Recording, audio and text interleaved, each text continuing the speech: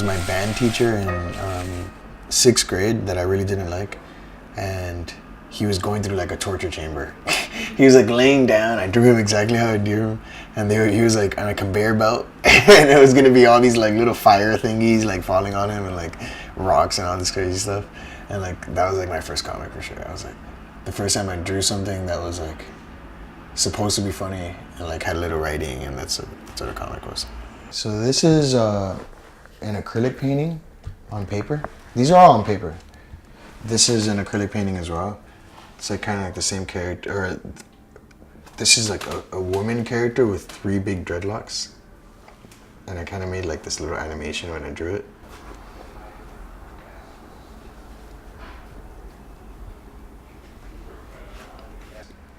What do you do? My name is Medar DelaCruz. I'm 24 years old. I'm from Miami, Florida, and I draw comics. The biggest challenge is I never feel like I have enough time when I'm working on my art. I mean, even when I have to get up to use the bathroom, I'm like, oh!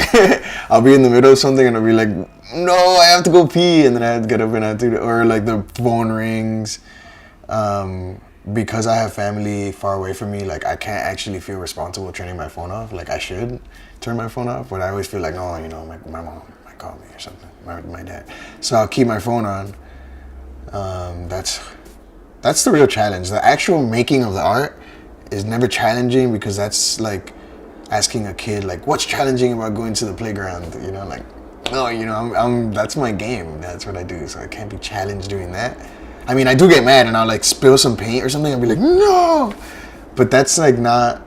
Sometimes that works in a good way. You know, I'm like, oh, okay, now I gotta, you know, something to work around. Like I have to do this now.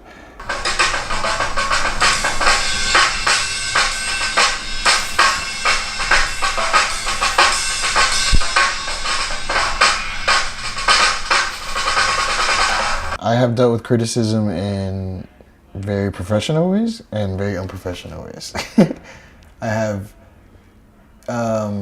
learned from criticism before, and as much as I didn't want to, I have still tried to take something away from it, which is the good way to do it. And I have backlashed.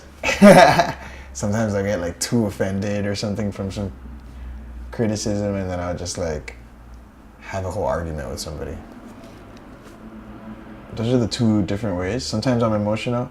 I think it's like if I'm having a good day or not. It's like that simple for me.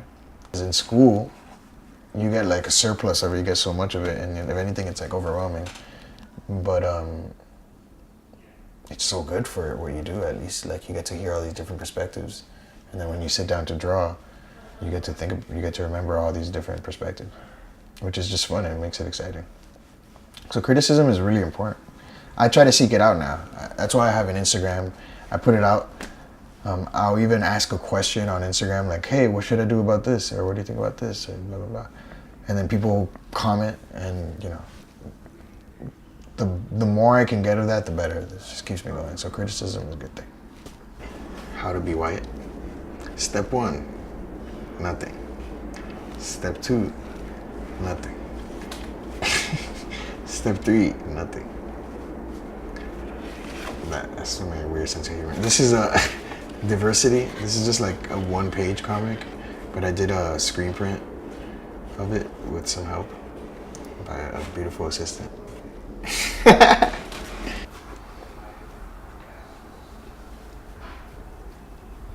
I don't know who I make my art for. Sometimes I tell myself that I'm out here trying to make a difference or whatever, and that keeps me going. So I would almost like recommend people to think that way, in a way, like, okay, be less selfish and think about other people, you know, and then you'll feel good when you realize that maybe you do make a bigger impact on other people than you think you do. But I have to be selfish too, you know. I feel like that's like the only way like I make the best work, I think, when I'm like just indulging in my own like ideas.